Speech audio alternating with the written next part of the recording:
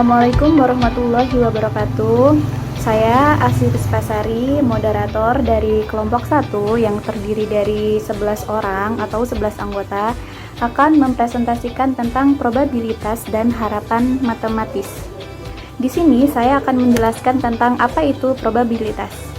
Probabilitas merupakan suatu ukuran tentang kemungkinan terjadinya suatu peristiwa atau event dari suatu kegiatan yang terjadi di masa yang akan datang atau masa selanjutnya. Selain itu, probabilitas juga dapat diartikan sebagai harga angka yang menunjukkan seberapa besar kemungkinan suatu peristiwa itu terjadi.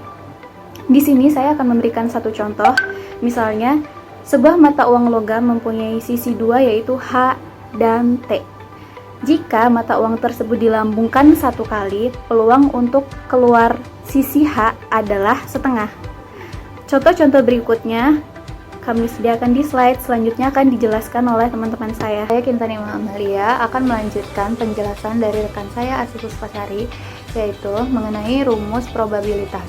Rumus probabilitas yaitu P dikali E sama dengan X per N, di mana P adalah probabilitas, E adalah event atau kejadian, X adalah jumlah kejadian yang diinginkan atau peristiwa, dan N adalah keseluruhan kejadian yang mungkin terjadi. Probabilitas yang rendah menunjukkan kecilnya kemungkinan suatu peristiwa yang akan terjadi. Suatu probabilitas dinyatakan antara 0 sampai 1 atau dalam persentase. Probabilitas 0 menunjukkan peristiwa yang tidak mungkin terjadi, sedangkan probabilitas 1 menunjukkan peristiwa yang pasti terjadi.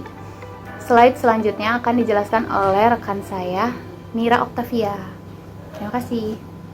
Selanjutnya, saya akan membahas mengenai 3 hal penting dalam probabilitas, yaitu percobaan adalah pengamatan terhadap beberapa aktivitas atau proses yang memungkinkan timbulnya paling sedikit 2 peristiwa tanpa memperhatikan peristiwa mana yang akan terjadi.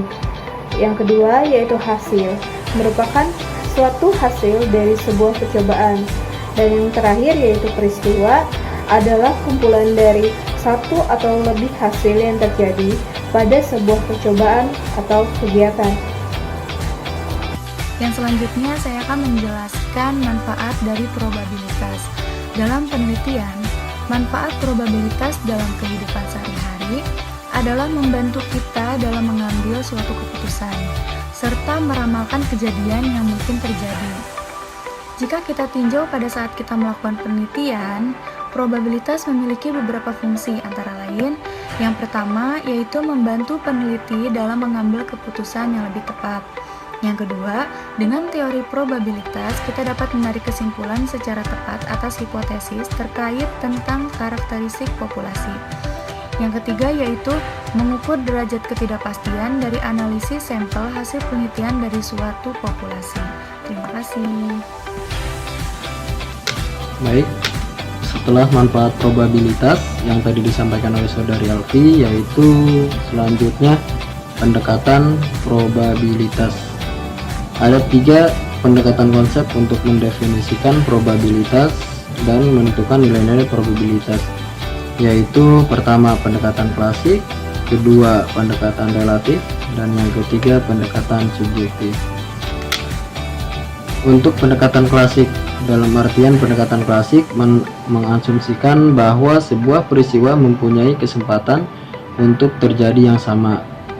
Yang kedua, probabilitas relatif berbeda dengan pendekatan klasik, merupakan besar probabilitas suatu peristiwa tidak dianggap sama, tetapi tergantung pada berapa banyak suatu peristiwa terjadi dari keseluruhan percobaan atau kegiatan yang dilakukan. Yang terakhir, pendekatan subjektif merupakan menentukan besarnya probabilitas suatu peristiwa didasarkan pada penilaian pribadi dan dinyatakan dalam derajat kepercayaan. Penilaian subjektif diberikan karena terlalu sedikit atau tidak ada informasi yang diperoleh atau berdasarkan keyakinan. Selanjutnya yaitu pendekatan probabilitas klasik. Pendekatan probabilitas klasik didasarkan pada sebuah peristiwa yang mempunyai kesempatan untuk terjadi peristiwa yang sama atau bisa disebut dengan equally likely. Probabilitas suatu peristiwa kemudian dinyatakan sebagai suatu rasio antara jumlah kemungkinan hasil dengan total kemungkinan hasil yang bisa disebut dengan rasio peristiwa terhadap hasil. Di sini probabilitas dinyatakan sebagai berikut. Probabilitas suatu peristiwa sama dengan jumlah kemungkinan hasil dibagi jumlah total kemungkinan hasil. Jika ada A kemungkinan yang dapat terjadi pada kejadian A dan ada B kemungkinan yang dapat terjadi pada kejadian A, serta masing-masing kejadian mempunyai kesempatan yang sama dan saling asing, maka probabilitas atau peluang bahwa akan terjadi A adalah P dalam kurung A sama dengan A dibagi A plus B, dan peluang bahwa akan terjadi B adalah P dalam kurung A sama dengan B dibagi A plus B. Di sini sebagai contoh, yaitu suatu perusahaan memiliki pelamar pekerjaan yang terdiri dari 10 orang pria dan 15 orang wanita. Jika yang terima hanya satu, berapa peluang bahwa ia merupakan wanita? Di sini 10 orang pria kita sebut sebagai A dan 15 orang wanita kita sebut sebagai B, di mana P dalam kurung A sama dengan 15 dibagi 10 ditambah 15 sama dengan 3/5. Terima kasih. Pendekatan probabilitas selanjutnya adalah besarnya probabilitas suatu peristiwa tidak dianggap sama, tetapi tergantung pada berapa banyak suatu peristiwa terjadi dari keseluruhan percobaan atau kegiatan yang dilakukan. Probabilitas dapat dinyatakan sebagai berikut. Probabilitas kejadian relatif sama dengan jumlah peristiwa yang terjadi atau jumlah total percobaan atau kegiatan. Jika pada data sebanyak N terdapat A kejadian yang bersifat A, maka probabilitas atau peluang akan terjadi A untuk N data adalah P dalam kurung A sama dengan A per N. Contoh, dari hasil penelitian ketahui bahwa 5 orang karyawan akan terserang flu pada musim dingin. Apabila lokakarya diadakan di puncak, berapa probabilitas terjadi satu orang sakit flu dari 400 orang karyawan yang ikut serta?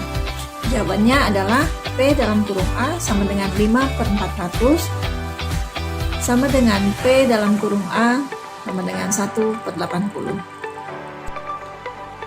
Baiklah, saya akan melanjutkan di bagian slide 9, yaitu pendekatan probabilitas dan pendekatan subjektifnya. Apa itu pendekatan probabilitas?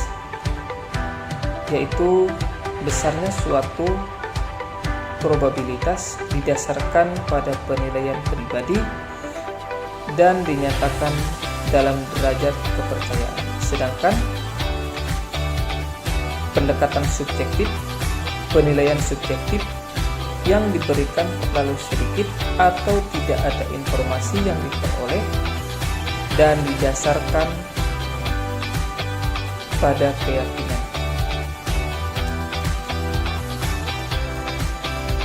Baik, saya akan melanjutkan bagian slide 11 dengan definisi matematis, di mana satu konsep yang terpenting di dalam teori peluang dan statistika adalah ekspektasi matematik atau nilai ekspektasi itu sendiri. Jadi, ekspektasi matematik sama seperti dengan harapan matematik. Baik, selanjutnya saya akan menjelaskan terkait dengan menghitung nilai harap atau ekspektasi dari suatu kejadian. Dengan contoh sebagai berikut. Ani dan Ina bertaruh dalam pelemparan muka dadu. Jika dalam pelemparan tersebut nampak angka ganjil, maka Ani kalah dan harus membayar kepada Ina sebesar Rp1.000. Dan jika nampak angka genap, maka Ina kalah dan harus membayar kepada Ani Rp1.000. Peluang munculnya angka genap dan angka ganjil pada dadu masing-masing adalah 1/2. Jadi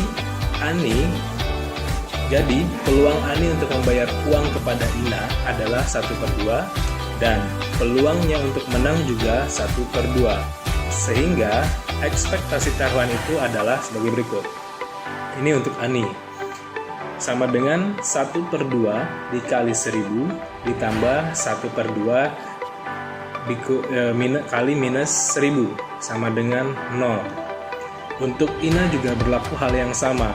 Berarti dalam jangka waktu yang cukup lama, dalam permainan ini Ani dan Ina masing-masing menang 0 rupiah. Sekian, terima kasih.